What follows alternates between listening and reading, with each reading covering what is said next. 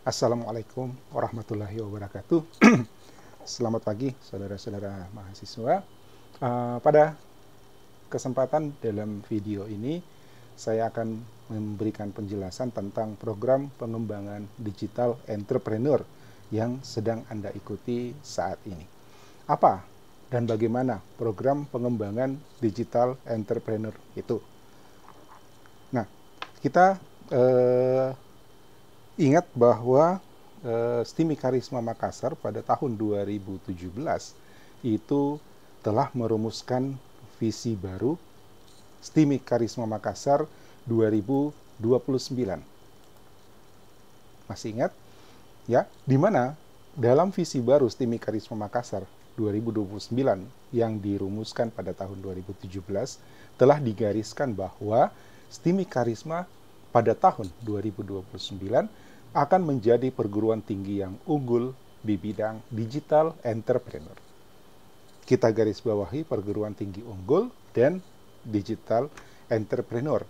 Dua kata kunci yang menjadi tujuan utama dari STIMI Karisma Makassar yang insya Allah akan kita capai sampai pada tahun 2029. Nah, dari visi ini, digital entrepreneur itu kemudian dirumuskan dalam penyusunan kurikulum 2018, dijabarkan dalam penyusunan kurikulum 2018, di mana di dalam kurikulum 2018 disusun program pengembangan digital entrepreneur. Jadi, saudara-saudara mahasiswa sekarang adalah mahasiswa yang menggunakan kurikulum 2018 dalam proses perkuliahannya. Otomatis, sekarang Anda berada di dalam program pengembangan digital entrepreneur sesuai dengan amanat kurikulum sesuai dengan program kurikulum 2018 dan amanat dari visi STIMI Karisma Makassar 2029. Nah, bagaimana program pengembangan digital entrepreneur itu?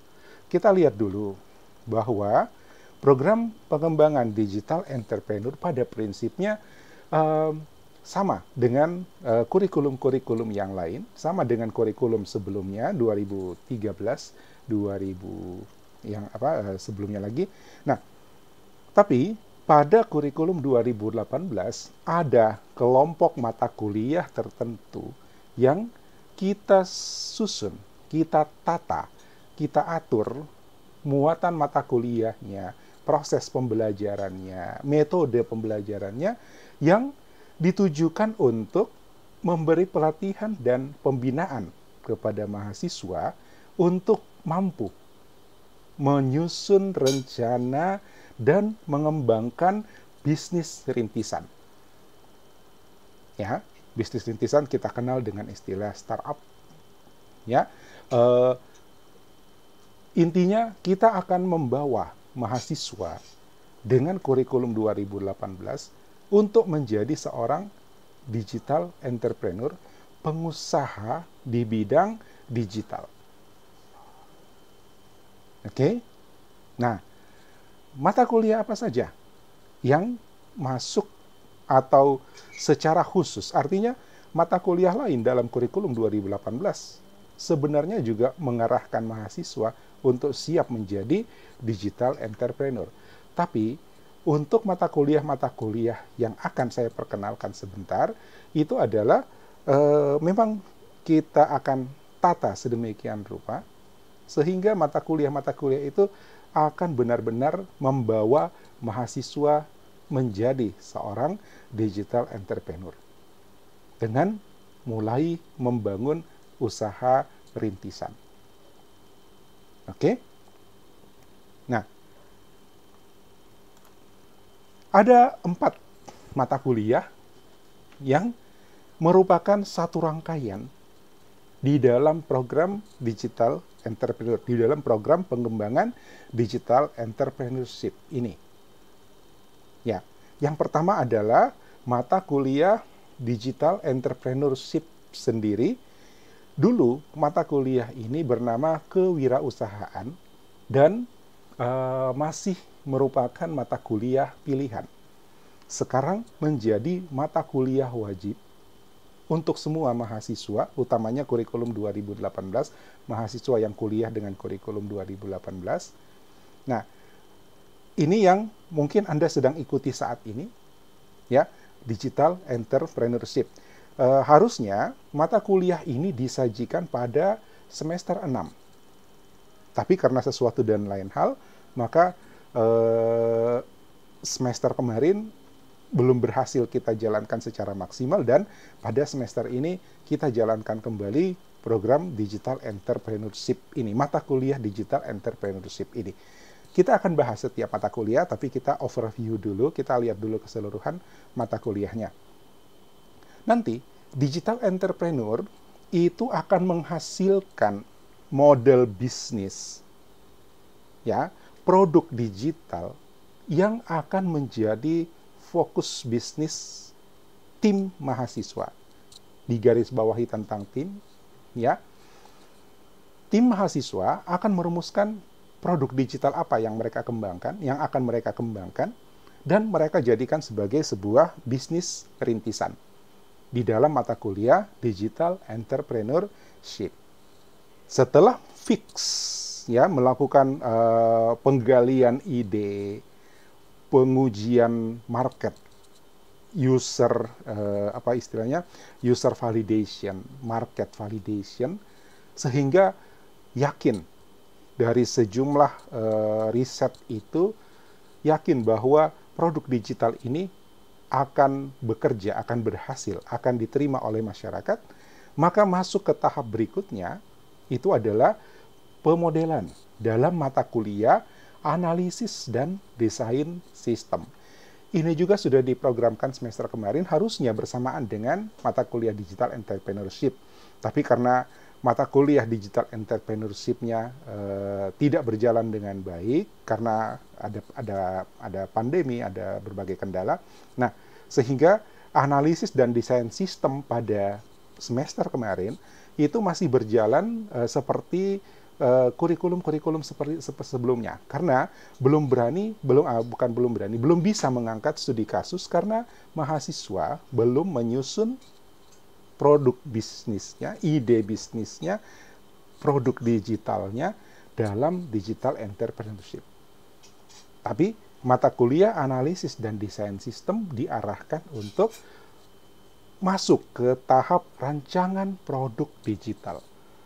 Jadi, Digital Entrepreneurship itu adalah rancangan model bisnis, ya, ada produk digital yang sudah direncanakan, dan bagaimana modul bisnisnya, kemudian produk digitalnya sendiri akan dilakukan perancangan yang lebih spesifik di dalam analisis dan desain sistem, ya. Di sana ada kajian user interface, user experience, di sana ada kajian pemodelan fungsi, pemodelan data, pemodelan behavior, sampai kemudian siap untuk diimplementasi dalam mata kuliah berikutnya, tugas aplikasi. Mata kuliah ketiga adalah tugas aplikasi. Tugas aplikasi intinya adalah tahap development, tahap pengembangan, coding. Ya, jadi dari model bisnis yang dirumuskan di Digital Entrepreneurship, di mata kuliah Digital Entrepreneurship, kemudian model aplikasi di dalam analisis dan di dalam mata kuliah analisis dan desain sistem, kemudian development di dalam mata kuliah tugas aplikasi. Dan setelah tugas aplikasi, diharapkan produk digital yang dibangun, yang dirancang, yang direncanakan oleh mahasiswa, oleh tim mahasiswa, itu sudah launching, sudah dilepas ke publik. Berhasil atau tidak, kita serahkan pada mekanisme pasar yang tentu saja kita sudah melakukan riset sebelumnya. Oke, mata kuliah ketiga. Nah, mata kuliah keempat, kalau dilihat substansinya seolah-olah lepas, ya, karena skripsi pada prinsipnya adalah mata kuliah penelitian. Kemudian pada mata kuliah tugas aplikasi, produk digital Anda itu sudah launching. Apakah launching kemudian selesai? Tidak. Tidak ada pengembangan software, tidak ada software development yang selesai. Ya, itulah makanya kita melihat ada versi 1, versi 2, versi 3, versi 4, dan seterusnya.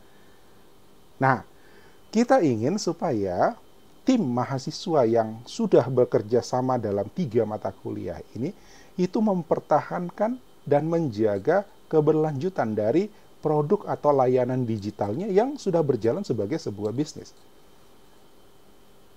Nah, bagaimana kesinambungannya? Tim ini harus selalu melakukan riset, melakukan pengkajian, melakukan studi terhadap produknya. Apakah itu studi menyangkut pasar, menyangkut efisiensi, menyangkut efektivitas, menyangkut performance.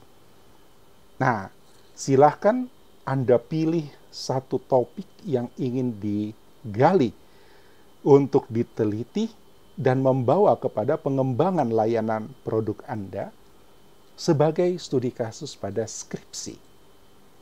Jadi, skripsi memang mata kuliah penelitian, tapi topik penelitiannya fokus pada produk atau layanan digital yang sudah menjadi bisnis digital Anda sebagai objek penelitian. Oke? Paham sampai sini? 4 mata kuliah ini itu akan menjadi pelatihan, menjadi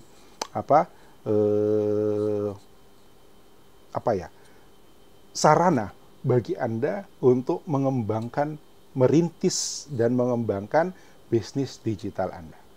Kita lihat satu-satu lebih detailnya. Ya. Mata kuliah yang pertama adalah digital entrepreneurship. Ya.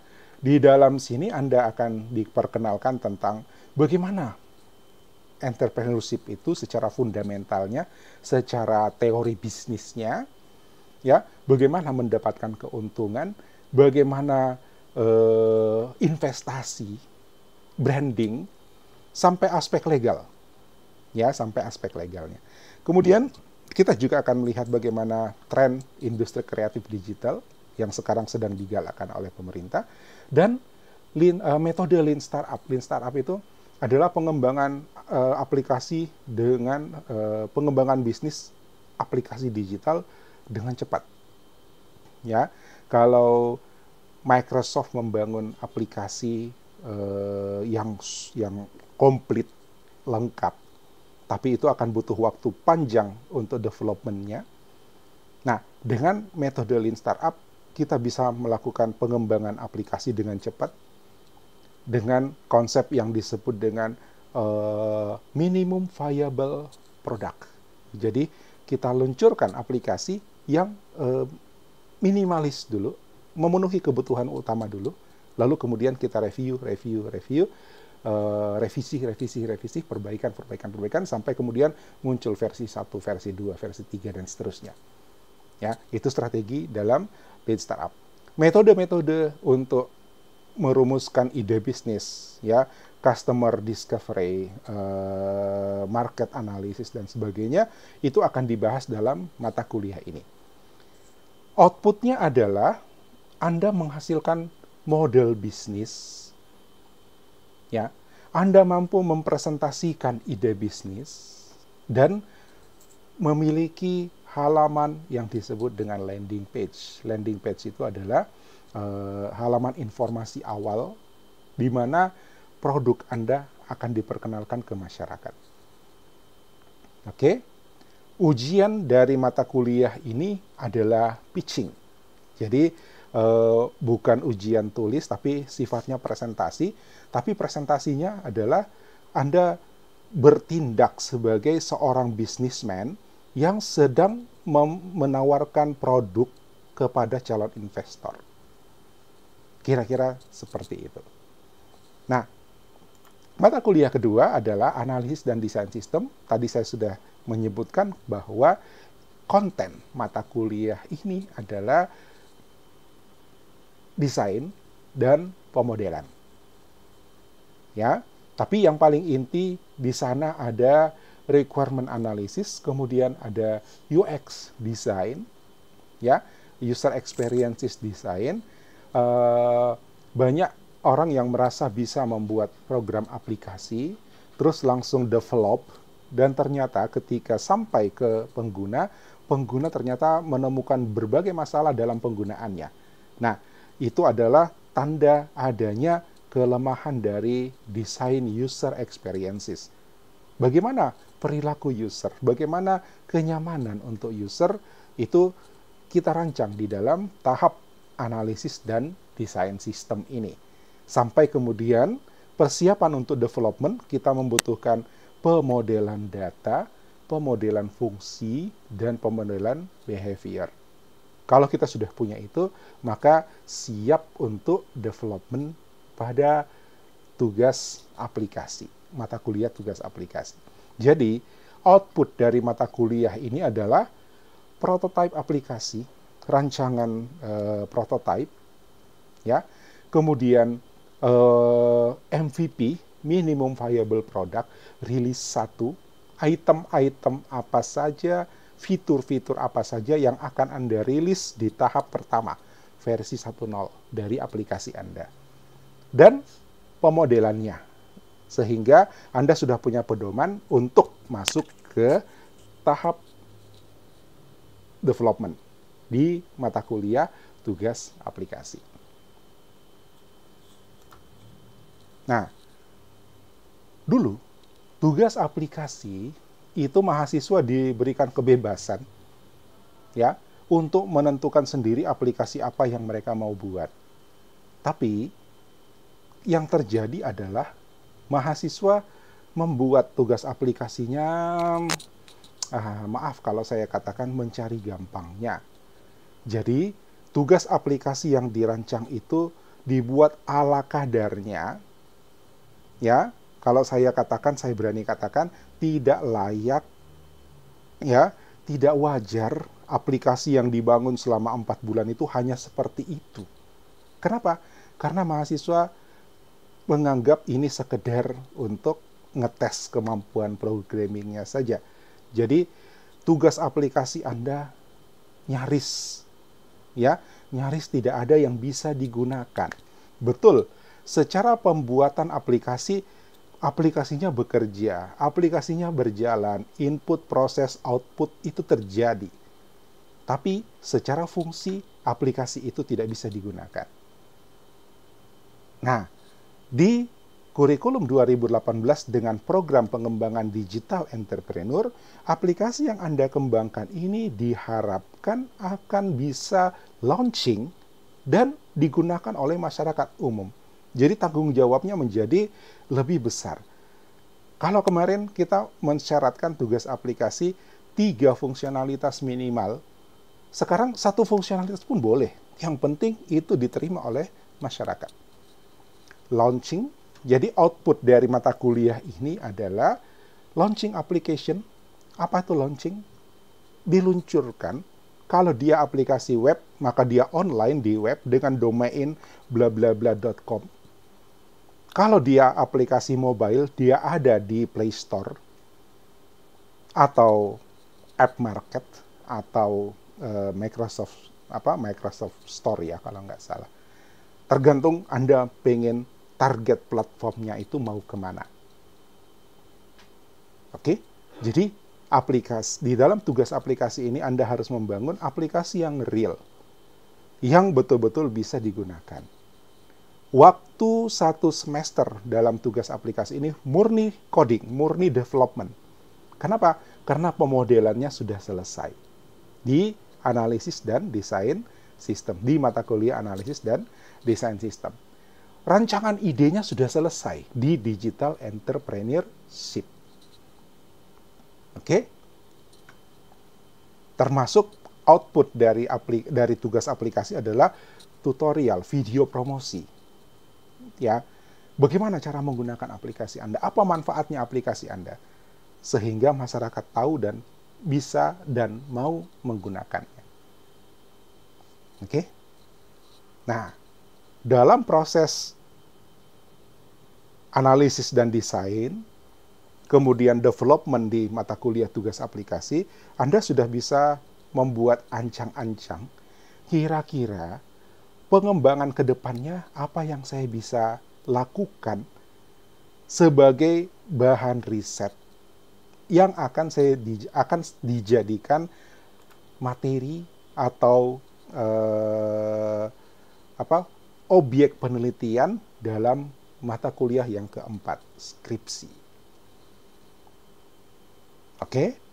Nah, dulu di kurikulum sebelum 2018 itu mahasiswa kemarin ada yang ujian skripsi itu sebenarnya kasihan mahasiswa itu. Kenapa? Karena dia membangun proyek, ya, lalu metodologi penelitian, sehingga pada saat ujian itu tarik-menarik. Ini mau dikaji proyeknya layak atau tidak, metodologi penelitiannya layak atau tidak. Jadi bebannya sangat besar. Ya. Nah, sekarang proyeknya itu sudah pindah ke tugas aplikasi. Yang tadinya tugas aplikasi, mata kuliah tugas aplikasi itu mahasiswa membuat seadanya, sekarang sudah fokus proyek yang tadinya setara skripsi itu pindah ke tugas aplikasi. Proyeknya di tugas aplikasi dan di skripsinya tinggal penelitian murni. Mungkin ada problem di dalam aplikasi yang sudah dikembangkan, mungkin ada celah yang bisa dibangun lebih baik, bisa diimprove lebih baik. Nah, disitulah Anda melakukan riset-riset, penelitian-penelitian, uji coba yang Anda bisa jadikan sebuah kesimpulan dan dituliskan dalam skripsi Anda.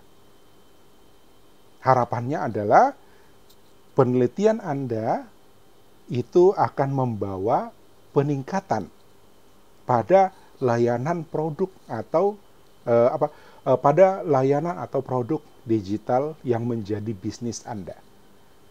Itu tujuan dari skripsi. Di samping Anda melakukan metodologi penelitian sebagaimana seharusnya seorang mahasiswa, Anda juga melakukan peningkatan pada produk atau layanan digital yang menjadi bisnis Anda.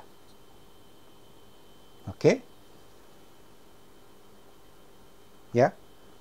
Nah, nanti saya akan menjelaskan bagian lain dari program pengembangan digital entrepreneurship. Pada video ini kita hanya memperkenalkan 4 mata kuliah ini saja dulu. Ya, nanti teknik pelaksanaannya, bagaimana tentang tim, bagaimana tentang project atau ide bisnisnya, kita akan bahas di video yang lain. Terima kasih atas perhatian Anda. Pertanyaan silahkan diajukan melalui Classroom Karisma ACID, kelas Digital Entrepreneurship. Terima kasih. Assalamualaikum warahmatullahi wabarakatuh. Sampai jumpa.